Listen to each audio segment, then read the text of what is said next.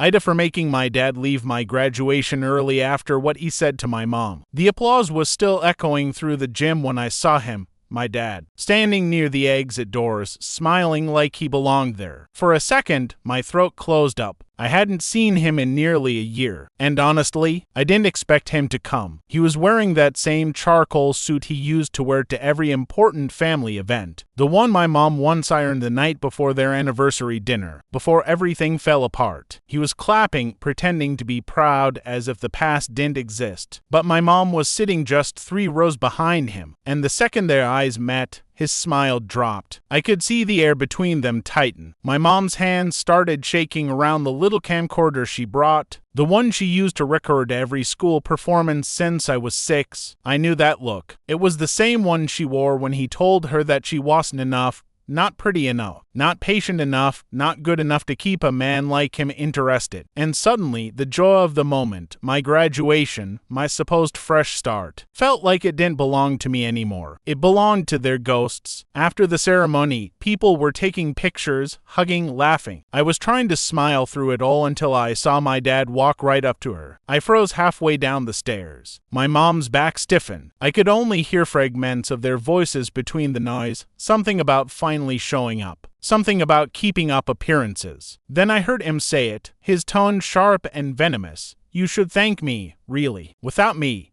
you wouldn't have her to show off. Hurt me. He pointed toward me like I was some trophy they were fighting over. My mom's face broke. She just turned away like she was afraid to speak, afraid that if she did, she'd crumble. And I don't know what came over me. All I remember is walking straight up to them, still in my gown and cap, my diploma in my hand, my heart pounding so hard it drowned out the chatter around us. Dad, I said, my voice shaking, you need to leave. He blinked, taken aback, then laughed. What? Don't be ridiculous, sweetheart. I came all this way to see you. You're not really going to leave, I said again, louder this time. You've done enough. For a moment, it felt like the whole crowd went silent. My classmates stopped posing for pictures. Even my mom was frozen, eyes wide, as if she couldn't believe I said it. He looked around, embarrassed. You're making a scene. I'm not, I replied. You already did. I turned and started walking toward my mom. She stood there, staring at me. Tears in her eyes, pride and pain all tangled together. Behind us, I heard my dad mutter something under his breath before storming out the side doors. And just like that, he was gone. That night, my phone exploded. Texts from relatives, cousins, even my grandmother. Your father came to support you. How could you humiliate him like that? You don't know what you've done. You'll regret this. He still loves you, you know. Parents make mistakes, but none of them were there when he screamed at my mom the night before she filed for divorce. None of them saw her patch the walls after he punched them. None of them stayed up at 2 a.m. while she cried silently in the kitchen because she didn't want me to hear. I told myself it wasn't about revenge. It wasn't even about anger. It was about protecting her. My mom gave me everything she had, even when she had nothing left. And if my father couldn't even let her have a peaceful moment on the one day she deserved to see her daughter shine, then no, he didn't deserve to be there. Now it's been a week. My dad hasn't called, but his wife sent me a long message saying I need therapy for my unresolved daddy issues. Maybe she's right, maybe I do, but at least now, for once in my life, I don't feel like I owe him forgiveness just because he shares my blood. I told my mom I was sorry for causing a scene. She just smiled and said, "Sweetheart, that's the first time anyone's ever stood up for me like that. And for the first time in years. I think I finally understand what it means to graduate from something bigger than school." Continuation for a few days after graduation, the house was quiet. Too quiet. Mom and I didn't talk about what happened, not directly. She tried to pretend it was all behind us, but I could see it in the way she washed the dishes longer than usual, staring at nothing. It was like the silence after a storm. The world looked the same, but everything felt different. I told myself I didn't care that my dad hadn't called, but every time my phone buzzed, my stomach flipped anyway. A part of me, a small, shameful part, wanted him to say something, anything. Instead, his wife texted again. This time, it wasn't about therapy. It was a photo, a picture of me on stage at graduation, smiling, holding my diploma. Under it, she'd written, "He took this before you told him to leave. He was proud of you." I stared at the screen for a long time. My throat tightened, because for a split second, It looked like the dad I remembered, the one who used to swing me on his shoulders and call me Bug, the man who taught me how to ride a bike and ran alongside me when I fell. But then I remembered the look on my mom's face that day, the way she shrank when he spoke to her as if years of fear had collapsed into that single moment. That was the problem with memories. They never stayed pure. They rotted quietly, poisoned by the truth you tried not to see. 2 weeks later, my aunt, my dad's sister, called. She's one of those people who pretends to be neutral but always leans toward whoever she thinks has the upper hand. She didn't even say hello before starting. You really hurt your father, you know. He hasn't been himself since that day. I bit back the first words that came to mind. Good. Instead, I said, did he tell you what he said to Mom? Silence. That's not the point, she replied after a moment. He came to support you. He didn't have to. You humiliated him in public. Do you realize what that does to a man? I laughed bitterly. He humiliated himself the day he tore our family apart. I just ended the performance. She sighed like I was a child who didn't understand the world. You'll regret this. People make mistakes. Has your father? I hung up. That night, I found Mom sitting outside on the porch. She had her knees pulled to her chest, a blanket wrapped around her shoulders, and her eyes were fixed on the sky. When she heard the screen door creak, she said softly, "He called me." My heart clenched. What did he want? He said he wanted to apologize for everything. She let out a shaky laugh. He said has been going to counseling, that he wants to reconnect as a family. The words hung between us, heavy as smoke. I didn't know what to say. Part of me wanted to be glad. People change, right? Isn't that what everyone always says? But another part of me, the louder one, whispered, "Don't believe it." I asked, "What did you tell him?" She hesitated. I told MID think about it. Something inside me cracked. You can't be serious. She looked at me, her eyes tired but calm. Honey, I've spent years hating him. It didn't heal me. Maybe forgiveness will. Forgiveness? I said, almost choking on the word. Mom, he broke you. He broke us. I know, she whispered. But maybe it's time to stop being broken. I couldn't sleep that night. I kept hearing her words over and over. Forgiveness will heal me. But what if it didn't? What if it just gave him another door to walk through and destroy us all over again? A month later, Mom agreed to meet him. She asked if I wanted to come. I said no. She met him at a coffee downtown. She came back 2 hours later, pale and quiet. She didn't say much. Just that had apologized, that he seemed sincere, that maybe time really does change people. But then, one evening, I found something that shattered that illusion. It was a text. Her phone had lit up on the counter while she was in the shower. The message preview read, "Dad, I'm glad we're talking again. Maybe now she'll stop hating me so much. You know how dramatic she can be.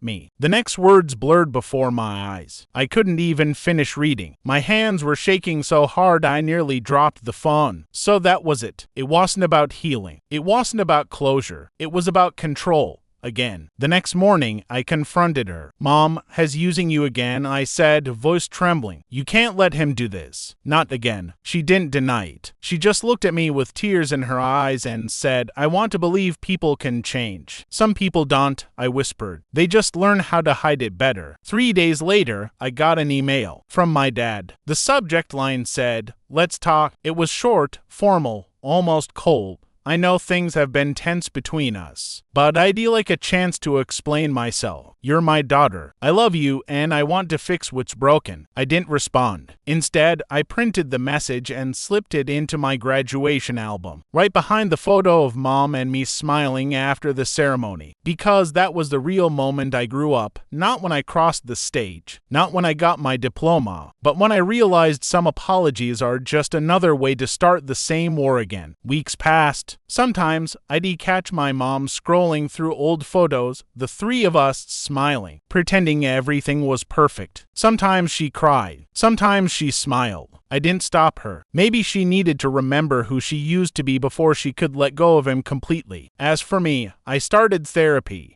Not because his wife told me to, but because I wanted to understand why that day at graduation still haunted me. Why standing up for my mom felt both empowering and terrifying. Why part of me still wanted to believe he could change. My therapist said something that stuck with me. Children of broken homes often crave peace, even when it comes from the people who broke them. And maybe she's right. Maybe that's why I still haven't deleted his number. But I know this much. if he ever tries to come back into our lives, I'll be ready, because I might still be his daughter, but am not his silence anymore. Continuation Part E. It started subtly, like it always did with him. At first, there were small gestures. Flowers delivered to my mom's work. A card in our mailbox with no return address, just his handwriting. For everything I ruined. I'm sorry. Then came the gifts. A necklace, tickets to a concert Mom used to love, and finally, an envelope with a check inside. $10,000. The note said, "For all the years I should have helped." I saw her holding it, trembling. She didn't cash it, but she didn't rip it up either. She kept it in her desk drawer, and every night she'd look at it before locking it away again, as if forgiveness was a decision she hadn't quite made yet. I wanted to scream, because that's what he did. He found the softest part of you, the guilt, the nostalgia, the what-ifs, and he pressed, gently at first, then harder. A few weeks later, the messages started coming to me. "Your mom's not answering my calls," one said. "I just want to know if she's okay." Then, "I know you think I'm a monster, but I'm trying to be better. Can't you at least give me that chance?" I didn't reply, but that didn't stop him. One afternoon, I came home to find my mom on the couch, pale, clutching her phone. She had just gotten off a call. "He's outside," she whispered. I froze. I walked to the window. And there he was, standing on the sidewalk across the street, hands in his pockets, looking up at our house like it was some kind of museum exhibit. My pulse thundered in my ears. "Did you tell him where we live?" I asked. She shook her head. "He said he found it through public records." That night, we barely slept. She double-locked the doors, drew the curtains, and sat in the dark with a baseball bat beside her. In the morning, he was gone. But there was a letter on our porch. "You can hate me, but I'll always love you both. I just want to be part of your lives again. Please don't make me the villain forever." After that, Mom finally agreed to a restraining order. She didn't want to at first. "It feels so cruel," she said. But I reminded her, cruelty was what he did when he thought he still owned our fear. For a while, things got quiet again, until someone from his side of the family, my aunt, of course, decided to mediate. She invited me to dinner under the pretense of celebrating my graduation. I thought it was harmless, until I saw him sitting at the table when I arrived. He smiled like nothing had happened. "Hey, kiddo." I froze at the doorway. "What is this?" My aunt's voice was all sugary calm. "Just a family dinner. It's time to make peace." "Peace?" I snapped. "You ambushed me." Dad leaned back in his chair. "I just wanted to talk. That's all. You won't even answer my messages." I stared at him. This man who had burned everything he ever touched, now pretending to be the victim. "I don't owe you peace," I said quietly. His smile faded. "I'm still your father, and she's still the woman you hurt for 20 years, I said. "So maybe you should think about what that means before pretending this is some happy reunion." The restaurant had gone silent. Maya muttered something about respect and has still family, but I was already walking out. He called after me. "You'll regret this someday." And I turned just enough to see that familiar flash of anger in his eyes. The one I used to see before the shouting started, before the doors slammed. I realized then that nothing had changed. He hadn't healed. Had just been waiting for a new way back in. 2 months passed before the next hit came. My mom got a letter from his lawyer. He was dying. Liver cancer, stage 4. The letter said he wanted to make amends before it's too late. I didn't believe it at first, but the hospital confirmed it. He was in palliative care. When my mom told me, she started crying. "Has still your father," she whispered, as if saying it to herself as much as to me. "What if we never forgive him and he dies thinking we hate him?" I didn't have an answer, because part of me did hate him, but another part, the one I tried to silence, didn't want him to die thinking. That was all there was. So, one evening, I went to see him. The hospital room smelled of antiseptic and regret. He looked smaller, weaker. His skin was pale, his eyes sunken. When he saw me, his face lit up. "You came." I sat down. We were quiet for a while. The heart monitor beeped softly, steady and cold. "I didn't think you'd come," he said. "I didn't think you'd still want me to," I replied. He laughed, a hollow, rattling sound. "Guess we were both wrong about something." Then, after a pause, "You always reminded me of her. That's why I stayed angry so long. You were too much like your mom. strong, stubborn, wouldn't take my crap. I felt my chest tighten. I hurt her because I couldn't hurt myself, he said quietly. I was miserable, angry at everything. She didn't deserve it. Neither did you. There it was, the apology I'd imagined hearing for half my life. And yet it didn't feel healing. It felt hollow, because it came too late. Because it didn't erase the years of damage. Because it wasn't for us. It was for him. He wanted to leave this world lighter, and he thought forgiveness would wash his hands clean. I stood up. I hope you find peace, I said softly, but I'm not the one who can give it to you. His lips parted, but I didn't stay to hear what he said next. He died 3 weeks later. At the funeral, there were more strangers than family. My mom came, quiet and trembling. She laid a single white flower on the coffin. I stood beside her, not crying, not smiling,